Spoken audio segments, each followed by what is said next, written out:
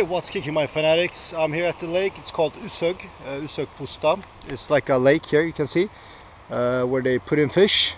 It's close to where I live.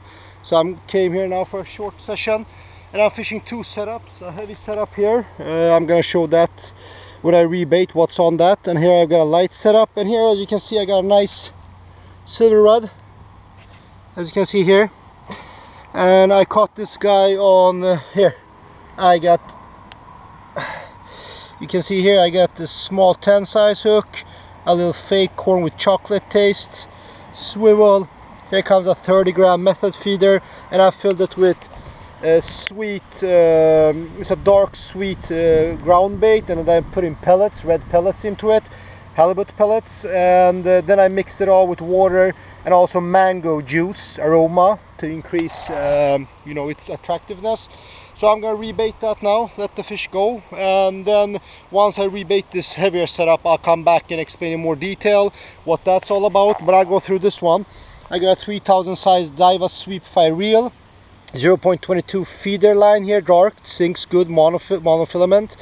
And picker rod is actually like a shorter version of a feeder rod, and it has a lighter casting weight. This one I have here is 9 feet or 2.7 meters.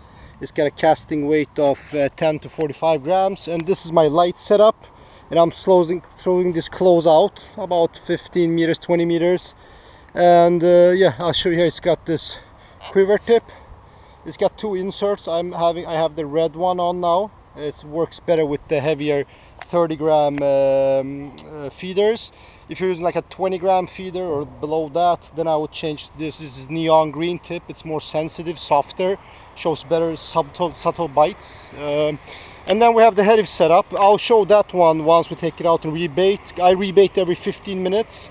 That's good to do with a good, you know, average when you're fishing with method feeders, because then you put in a lot of feed where you're fishing, and that brings in the fish. So here I got this rod here. It's a cormorant, and it's 10 feet or 3 meters. And this is the heavy setup. I'm going to use it with boilies. Today I'm using a heavy feeder on it that I will show.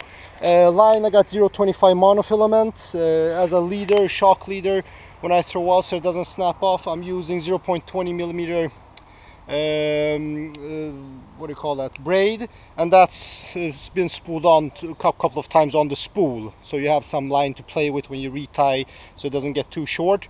The reel I have is really big. It's a 10,000. It's from back in the day when I bought this reel. Nowadays I would have bought more 6,000, 8,000 reel size. You don't need a 10,000 unless you're going after really big fish. So once I get the heavy setup and rebait, I'll show you that method feeder setup and what I'm using there. And I'll show you here what I'm using as ground bait. That's what I explained before. So yeah, see you once I rebait or if a fish comes. Yeah guys, the light setup is delivering. I got a small bream now, as you can see here. Yeah, the heavy setup, I'm throwing that one out far. I'm waiting for a good carp, you know, to come by and take that big pellet that I'll show you once I rebait. But at the moment all the action is on the light setup. So yeah, I'll come back once we get more action. Yeah guys, it's time to rebait the heavy setup, so I want to show you what I'm using. So here I have a 60-gram method feeder, same style as the other one. I got a big, I said, what can that be, almost a 20 millimeter pellet. It's in a sweet corn taste, and it's yellow. And this is how it looks. You know, you put on all this, you know, the feed here, the loose feed, and then you bury the hook so that only the hook bait sticks out.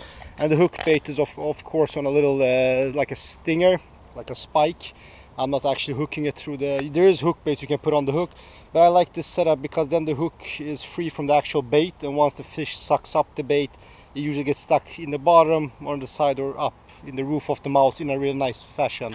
So yeah, I'll throw this out now and hopefully come back with you with a big one. Yeah guys, the light setup delivered again. A bit bigger bream than the last one, but you know, not the biggest ones. There's probably really big carp in here, double figure.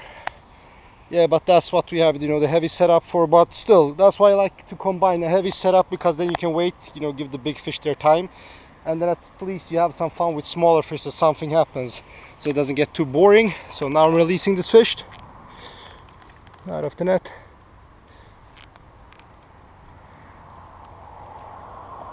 Off he goes. Yeah guys, it's been quiet for a while now, and then this little, my friend came, little miniature catfish, really cute with his little mustache. He came, so I'm gonna release him, and then yeah, I'll come back once something happens again. Hey fanatics, I'm doing the outro now. So today we had a nice short session by Usek Pusta, this small commercial lake. Today was more about testing the gear, you know, to see how my tackle worked, my reel, my line, my rod, the setup. I caught a couple of fish, as you could see in the video. So I have bigger plans for this autumn. I'm planning to go to the Danube River. It's a really big river that goes through Hungary. And there I would like to try two types of fishing. This white fishing that I'm doing with method feeders and boilies. Hopefully I catch nice double figure carp and also grass carp called amur in Hungarian. I've never caught that. I would really like to catch those. They have a real good fight, strong, they're like torpedoes. Also I want to go bottom fishing for predatory fish like zander, pike, perch, asp and catfish, and hope to catch bigger catfish because I've never done that. And yeah guys, so, and also I'm gonna try these more natural looking bigger commercial lakes like the one I tried out, but more the bigger ones that have more beautiful surroundings, and also hopefully catch some nice fish for you guys there. So like always, like, subscribe, hit that notification bell. Any comments, please drop them below, and see you soon on another Fanatic Fishing video.